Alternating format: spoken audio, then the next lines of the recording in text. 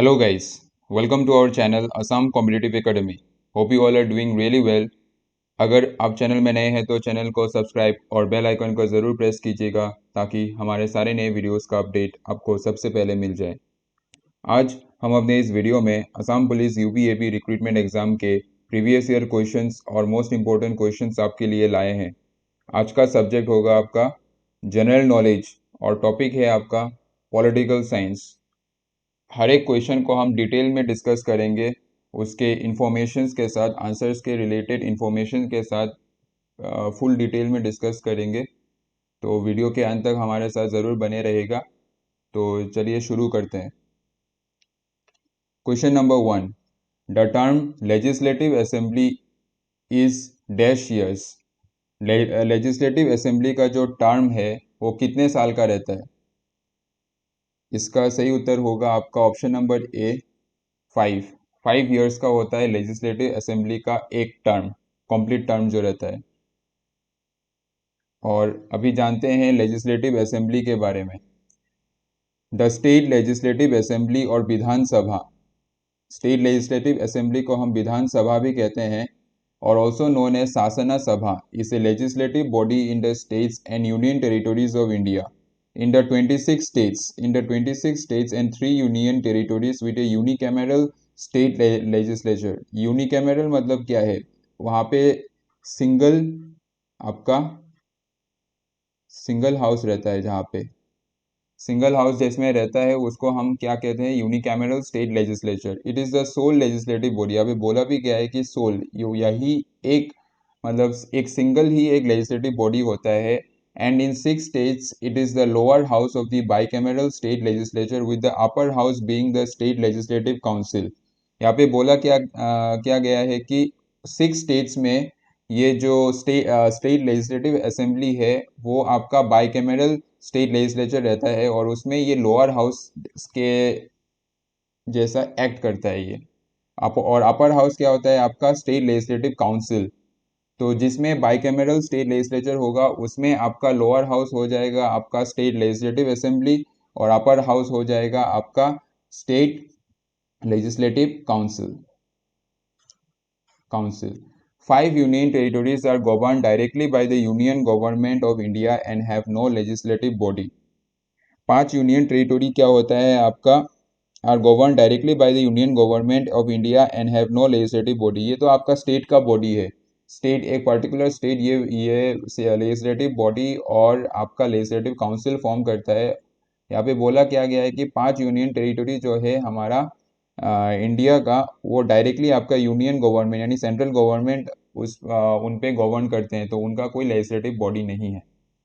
और भी पढ़ते हैं इसके बारे में। Each member of the legislative assembly यानी एमएलए, जो लेजिस्लेटिव असेंबली का मेंबर बोलते हैं उसको हम एमएलए कहते हैं, जो पर्टिकुलर आपका एरियाज का रहता है, is directly elected to serve 5-year terms. उनका टर्म कितना रहता है? 5 years। The constitution of India states that a state legislative assembly must have no less than 60 and no more than 500 members. आपका एक स्टेट असेंबली में condition क्या गया है कि कॉन्स्टिट्यूशन ऑफ इंडिया में कि एक स्टेट लेजिस्लेटिव असेंबली में 60 मेंबर्स से आपका लेस नहीं हो सकता और नो मोर देन 500 मेंबर्स, और 500 मेंबर्स से ज़्यादा नहीं हो सकता। However an exception may be granted via an act of parliament as is the case in the states of Goa, Sikkim, Mizoram and union territory of Puducherry which has fewer than 60 members. आपका exception कौन कौन से स्टेट में है? आपका गोवा, सिक्किम, मिजोरम और पुडुचेरी, जो कि एक यूनियन टेरिटोरी है, उसमें आपका 60 मेंबर्स से कम भी हो सकता है क्योंकि वहाँ का पॉपुलेशन बहुत ही कम है। A state legislative assembly may be dissolved in a state of emergency by the governor on request of the chief minister or if a motion of no confidence is passed against the ruling majority party और coalition. तो state legislative assembly कब dissolve किया जा सकता है?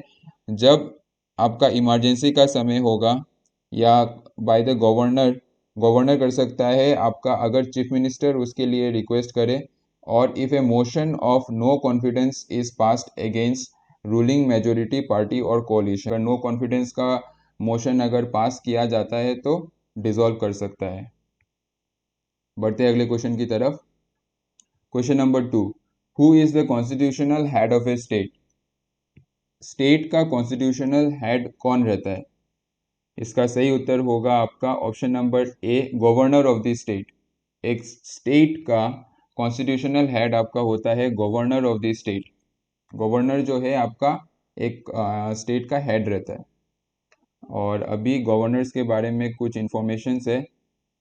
The governors of the states of India have similar powers and functions at the state level as those of the president of India at union level। तो आपका जो governor है ये आपका फंक्शंस जो है, पावर्स और जो फंक्शंस है प्रेसिडेंट ऑफ इंडिया के साथ ऑलमोस्ट इक्विवेलेंट है। बस डिफरेंस क्या है कि गवर्नर के पास जो पावर्स एंड फंक्शंस है वो स्टेट तक ही लिमिटेड है, स्टेट तक ही लिमिटेड है। और आपका जो प्रेसिडेंट का होगा वो पूरा कंट्री का होगा, पूरा कंट्री में वो आपका उनका ये होगा, फंक्शन होगा पूरा कंट्री में। और गवर्नर का होगा आपका स्टेट में। और सेकंड में क्या होता है, governors exist in the states while lieutenant governors और administrator exist in union territories including national capital territory of Delhi. Governors आपका स्टेट में एग्जिस्ट करता है और लेफ्टिनेंट गवर्नर जो है और एडमिनिस्ट्रेटर ये सब आपका union territories including national capital territory NCT जो है आपका, उनमें आपका लेफ्टिनेंट गवर्नर या एडमिनिस्ट्रेटर रहता है। The governor acts as the nominal head, whereas the real power lies with the chief minister of the states and his or her council of ministers। Governor क्या करता है कि आपका नॉमिनल हेड रहता है, रियल पावर जो है आपका एडमिनिस्ट्रेटिव पावर आपका chief minister of the state के पास ही है। And his or her council of minister, council of minister जो आपका चीफ मिनिस्टर है उनके पास ही रियल पावर्स है। जैसे कि आपका कंट्री के लिए आपका कौन होता है, कंट्री का आपका रियल जो कॉन्स्टिट्यूशनल हेड आपका प्रेसिडेंट ही है, लेकिन आपका जो रियल पावर्स है आपका प्राइम मिनिस्टर के पास है। वैसे ही रियल जो पावर है आपका स्टेट में चीफ मिनिस्टर के पास होता है। Although in union territories the real power lies with the lieutenant governor or administrator, except in national capital territory of Delhi and Puducherry where he or she shares power with a council of ministers headed by a chief minister। यहाँ पे भी एक और information आपका share किया गया है कि जो लेफ्टिनेंट गवर्नर रहता है वो सब आपका एक्सेप्ट इन जहाँ पे आपका ये शेयर करते हैं काउंसिल ऑफ मिनिस्टर्स के साथ, बाकी सब एरिया में आपका जो लेफ्टिनेंट गवर्नर रहते हैं वही आपका उनके पास ही रियल पावर रहता है। हाँ, यहाँ पे बोला क्या गया है, most if not all governors are not local to the state that they are not appointed to govern. ज़्यादातर जो गवर्नर्स रहते हैं वो खुद के स्टेट के इंडिजिनियस नहीं होते हैं, मतलब वो दूसरे स्टेट के बनते हैं गवर्नर्स जो रहते हैं basically, until and unless they are appointed। Okay, बढ़ते हैं अगले क्वेश्चन की तरफ। In a parliamentary form of government real powers of the state are vested in the. Parliamentary form of government में जो रियल पावर्स जो है एक स्टेट का, मतलब एक स्टेट मतलब यहाँ पे आपका कंट्री है। Parliamentary form of government real powers of the state are vested in the, किनके पास आपका रियल पावर्स होता है? तो इसका सही उत्तर होगा आपका option number D, council of ministers headed by the prime minister. आपका जो काउंसिल ऑफ मिनिस्टर है जिनका आपका हेड कौन है, प्राइम मिनिस्टर, उनके पास ही रियल पावर्स रहता है।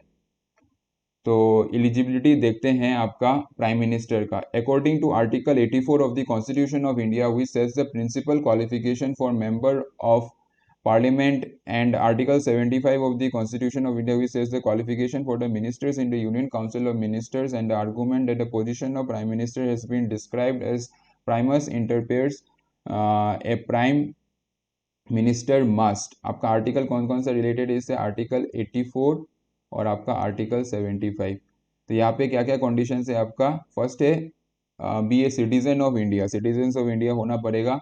और नेक्स्ट में है आपका be a member of the Lok Sabha और Rajya Sabha if the person chosen as the prime minister is neither a member of the Lok Sabha nor the Rajya Sabha at the time of selection, they must become a member of either of the houses within 6 months।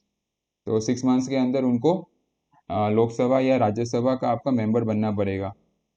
और next है आपका be above 25 years of age if they are a member of the Lok Sabha और above 30 years if they are a member of the Rajya Sabha.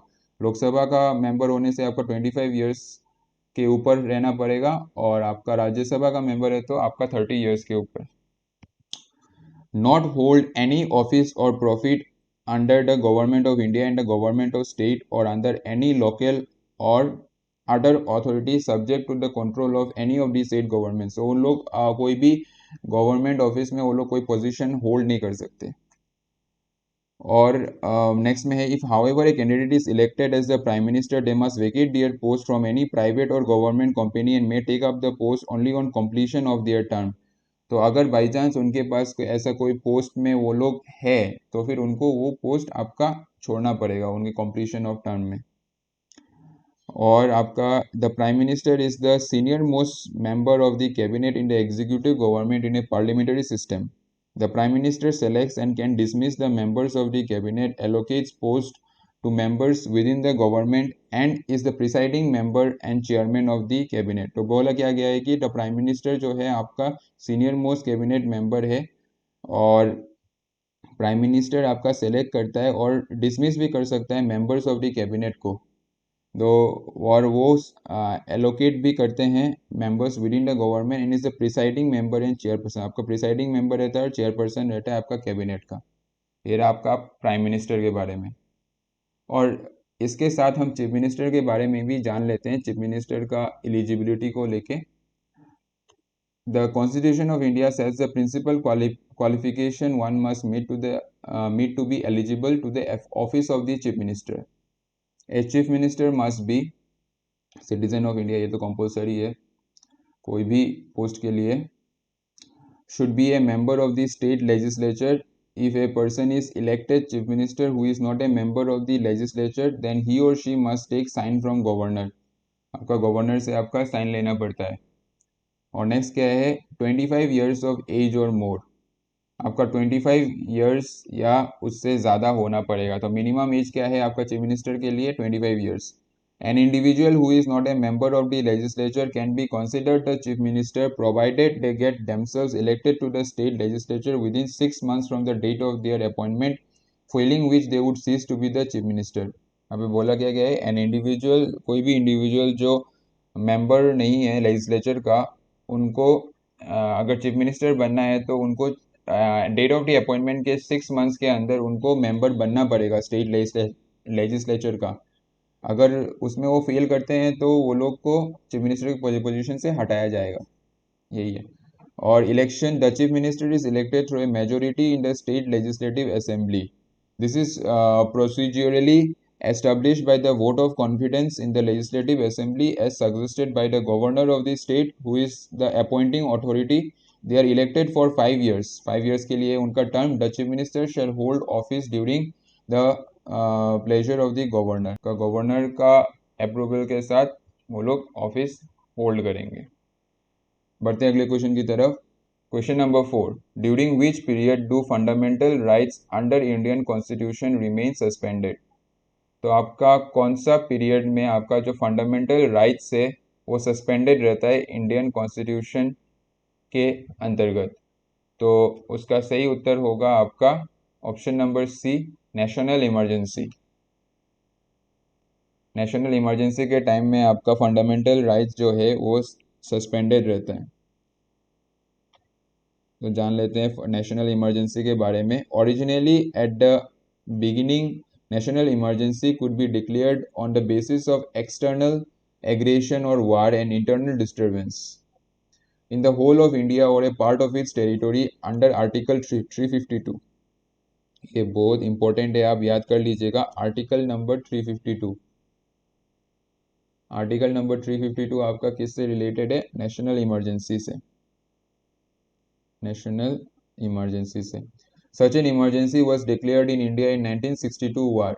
1962 वार के समय आपका emergency declare किया गया था चाइना वार के समय। और 1971 वार में भी पाकिस्तान वार। और 1975 जब आपका इंटरनल डिस्टर्बेंस हुआ था वो इंदिरा गांधी ने आपका डिक्लेयर किया था।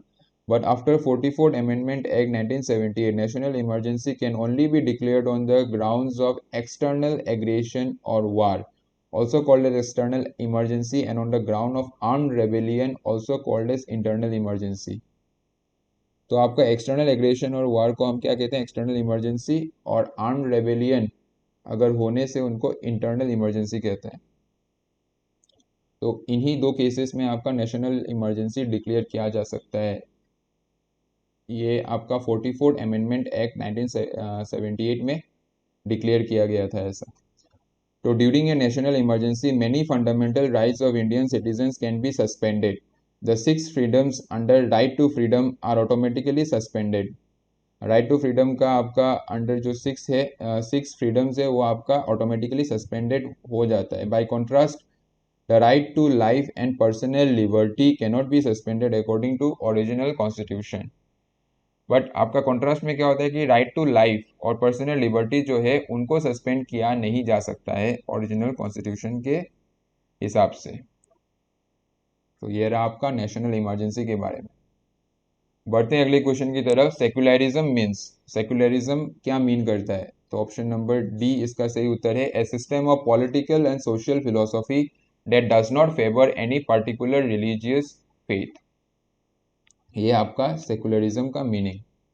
अभी सेकुलरिज्म के बारे में जान लेते हैं। The Indian constitution stands for a secular state. India जो है एक सेकुलर स्टेट है। The meaning of secular state is that it does not prioritize any one religion. आपका कोई भी रिलीजन को वो प्रायोरिटाइज नहीं करता है, एंड इट्स पीपल।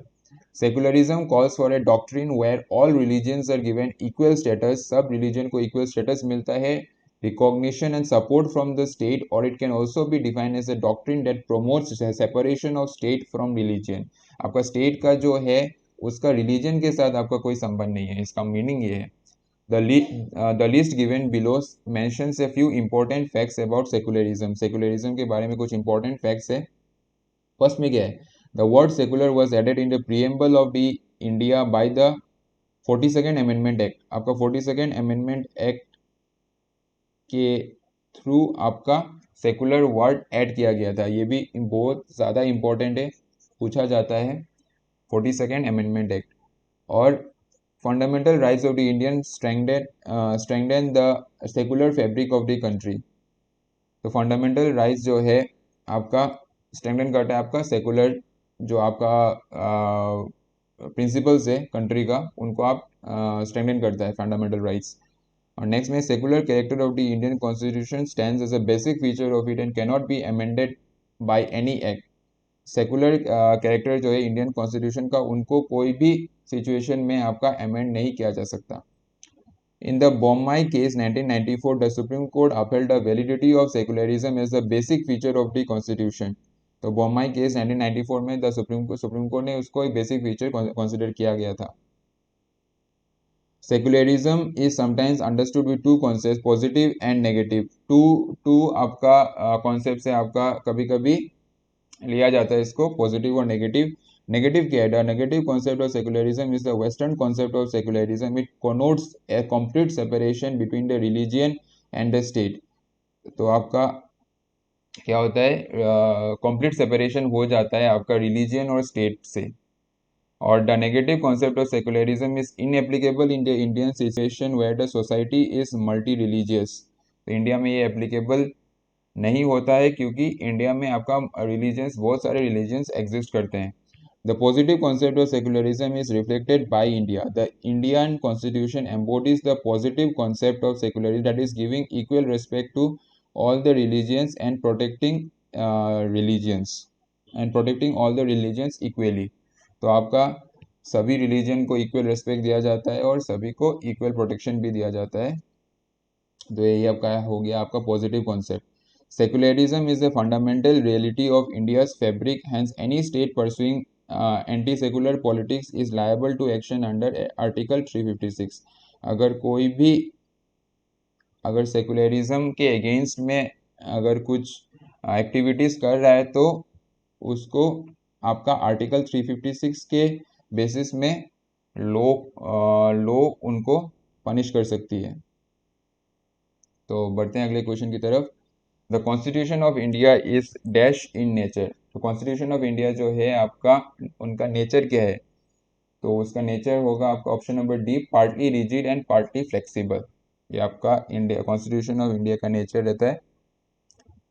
और जान लेते हैं कॉन्स्टिट्यूशन के बारे में। It was adopted by the constituent assembly of India on 26 नवंबर 1949। तो एडॉप्ट कब किया गया था? 26 नवंबर 1949 वो एडॉप्ट किया गया था। और इफेक्ट कब से आया था आपका? 26 जनवरी 1950। याद रखिएगा ये चीज। The constitution replace the government of India act 1935 as the country's fundamental governing document and the dominion of India became the republic of India. To ensure constitutional autonomy, its framers revealed Prior's Act of British Parliament in Article 395. India celebrates its constitution on 26 January as Republic Day. The constitution declares its India as a sovereign, socialist, secular, democratic republic, assures its citizens justice, equality, and liberty, and endeavors to promote fraternity. The original 1950 constitution is presented in a helium-filled case at the Parliament house in new Delhi. आपका एक helium field case में आपका जो original constitution है उसको रखा गया है आपका पार्लियामेंट हाउस में न्यू दिल्ली में। The word secular and socialist were added to the preamble in 1976 during emergency. आपका जो सेकुलर और सोशलिस्ट जो वर्ड है आपका 1976 में आपका ऐड किया था जब आपका नेशनल इमरजेंसी चल रहा था। बढ़ते हैं अगले क्वेश्चन की तरफ। Question number 7, where are the fundamental rights of Indian citizens contained. आपका जो फंडामेंटल राइट्स है वो आपका कहाँ आपका मिलता है कॉन्स्टिट्यूशन में? इसका सही उत्तर होगा आपका option number A, part 3 of the constitution. Part 3 में आपका मिलता है फंडामेंटल राइट्स। तो fundamental rights in India are rights guaranteed under part 3। Articles आपका कितना है? 12 से लेके 35 तक of the constitution of India. There are 6 fundamental rights. 6 fundamental rights है recognise by the Indian constitution. First होगा आपका the right to equality, articles आपका 14 to 18 के बीच में है। और सेकंड में है आपका द राइट टू फ्रीडम, ये आपका आर्टिकल्स 19 से लेके 22 है। द राइट अगेंस्ट एक्सप्लॉयटेशन, ये हो गया आपका आर्टिकल नंबर 23 से लेके 24। The right to freedom of religions, articles 25 to 28, ये हो गया आपका number 4। Cultural and educational rights, ये आपका हो गया नंबर 5, ये हो गया आर्टिकल्स 29 to 30। और राइट टू कॉन्स्टिट्यूशनल रेमेडीज, ये आपका हो गया नंबर 6 लास्ट वाला, आर्टिकल 32 एंड आर्टिकल 226।